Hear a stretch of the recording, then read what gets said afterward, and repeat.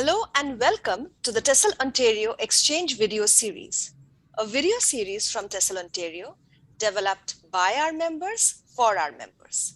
The aim of this series is to provide a bank of short videos of 5 to 15 minutes each, consisting of teaching gems, tried and true lesson ideas, technology that helps you work more efficiently, and time-saving tips for educators. My name is Paramita Dutta, and today it gives me great pleasure to introduce our presenter, Caitlin Quigley. Caitlin Quigley is an ESL Link instructor at Halton District School Board and an independent forest school facilitator. She has been teaching for 8 years across disciplines in ESL, special education, and social studies from grades 1 through college in the United States, Canada, Italy, and Poland. She also runs a free non-credit Newcomers in Nature ESL class over Zoom that features in-person nature walks once a month in Toronto for newcomers to learn all about the sights, sounds, and vocabulary of Canadian nature. Today, she will speak on Newcomers in Nature, bringing nature into your classroom. Without further ado, let's move on to the presentation. Over to you, Caitlin. Thank you so much, Paramita, for such a great introduction. Let me go ahead and share my slides. So thank you again for having me.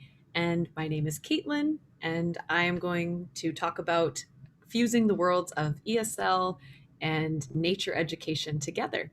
So let's go ahead and get started. These are the essential questions that I hope to answer during this recording. So how can teachers bring nature into their ESL classroom?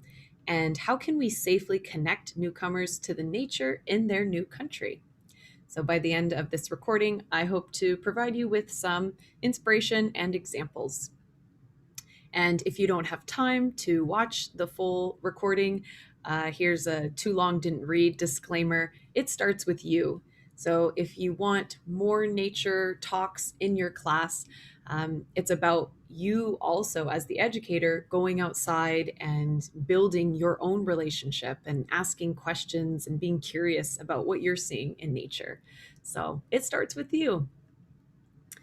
So some things that I learned from working in outdoor education and continue to do in outdoor education are grounding activities.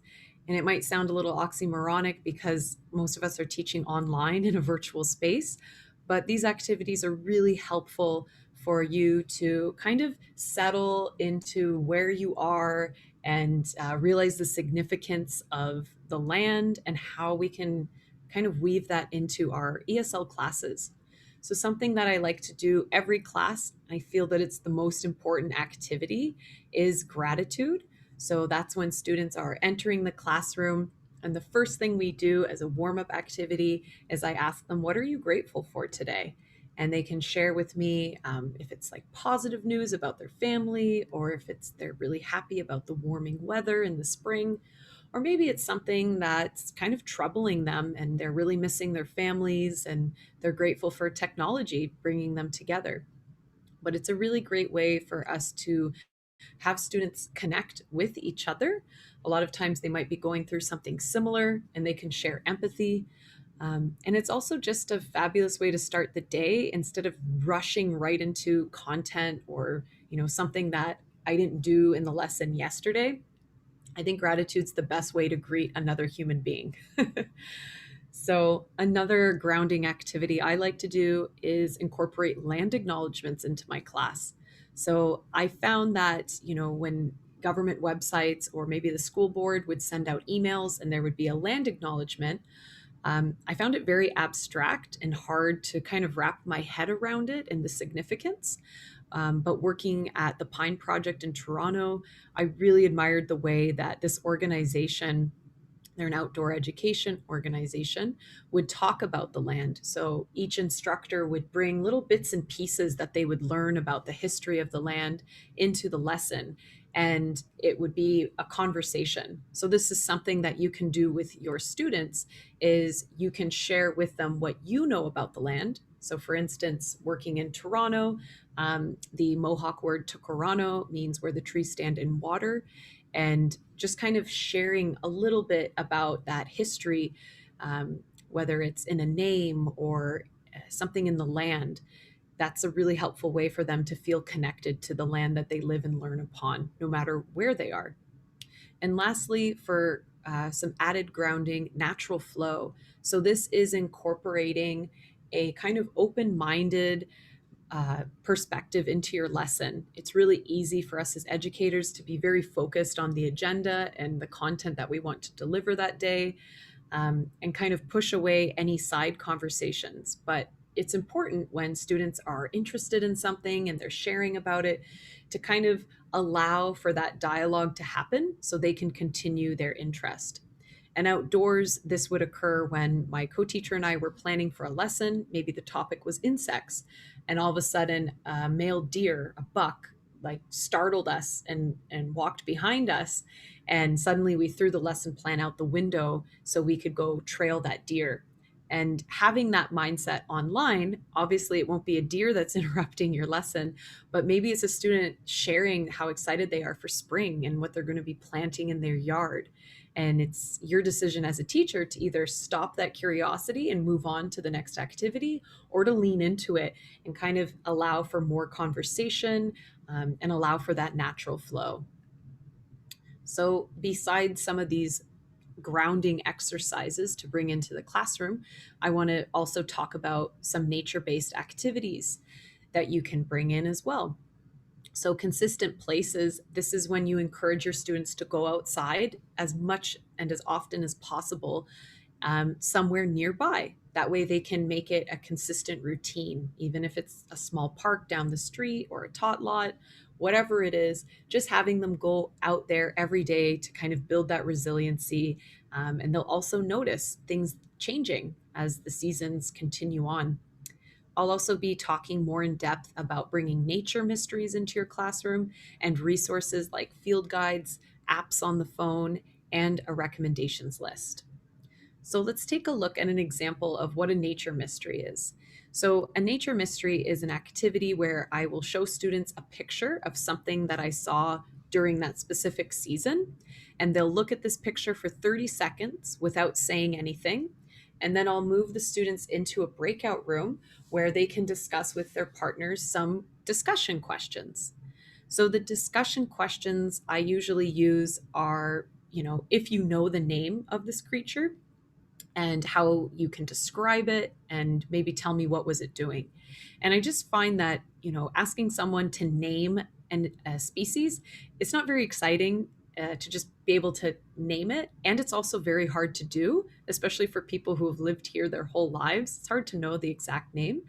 So I find questions about describing words and, what was it doing, verbal phrases, really allow them to draw upon language that maybe they didn't even know that they had. And it's such a really fun and challenging activity. So here's a glimpse at what this would look like. I would show a picture of a mystery. I'd let the students look at it for about 30 seconds. They could write down maybe if they know the name, or maybe some words to describe what they see, or some verbs about what the animal is doing. And after they go into breakout rooms and come back, we would review, who is this animal?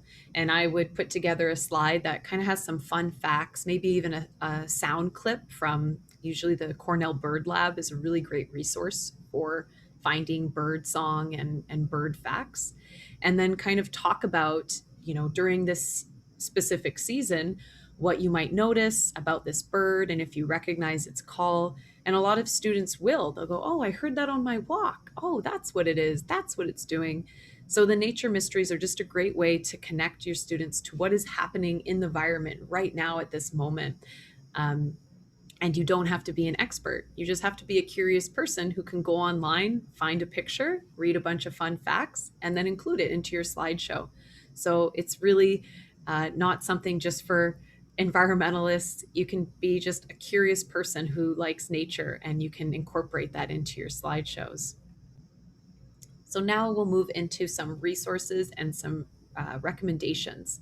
So if you're looking to incorporate nature more into your lesson plans, I recommend reaching out to outdoor education organizations in your city. So I am based out of Toronto. So the Pine Project is an amazing organization that runs children's programming as well as young adults, and they also do adult skills to learn more about nature. And so you can reach out to these organizations. Their websites have fantastic information. Their blogs are very comprehensive. And I would just search for, if you're in a different area, who are your outdoor education organizations? Maybe you can even arrange for them to be a guest in your class. There are free resources like apps that you can download onto your phone.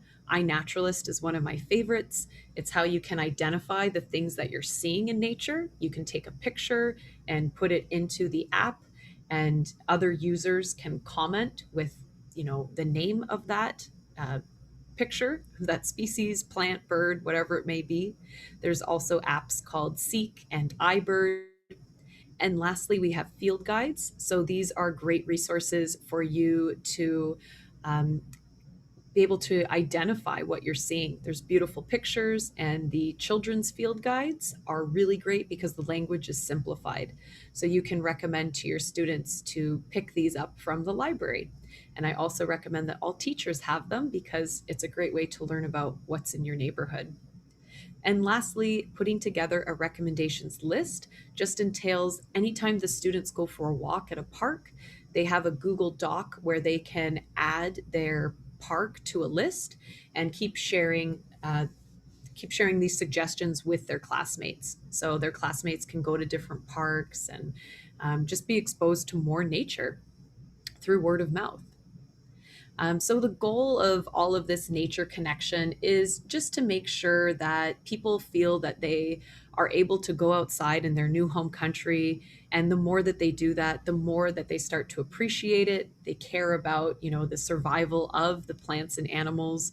They want to protect the park. They want to keep it clean. And that connection is truly a beautiful thing, especially when you've moved to a new land. And so the goal of all of this is to make people feel connected. And through that connection, they'll also learn how to take care of themselves. In the winter time, what types of clothing keep them warm. And if they're constantly going outside and having conversations in their classrooms, they'll learn about layering and the power of wool. And then in the summer, they'll learn about, which plants are toxic, and what should you do if you get poison ivy or wild parsnip on your ankle. So these conversations also keep them safe. So, lastly, things that you can add into your classroom, some nature curriculum. Try and tie in seasonal excitement. So, talking about what's going on in the landscape is a fantastic way to make your lessons more nature based. It also keeps your students safe. Right now in the spring, we have coyote pup season. So, female coyotes might be a little bit more aggressive protecting their young. And so it's good for newcomers to know, leash your dog, always be aware, and don't feed or go near coyotes during this time or anytime. So it also can mean some lessons in safety when you tie in seasonal excitement. You can connect things to their homeland, whether you're talking about a plant or an animal. Maybe they have something similar, and it will really allow them to flex their language abilities and provide descriptions. And lastly, you can encourage your students in assignments to go explore or go outside, go on some missions, and this will really transcend out of the classroom into their new home country. So, thank you so much, everyone. I hope you're able to bring some nature into your classroom, and I appreciate your time.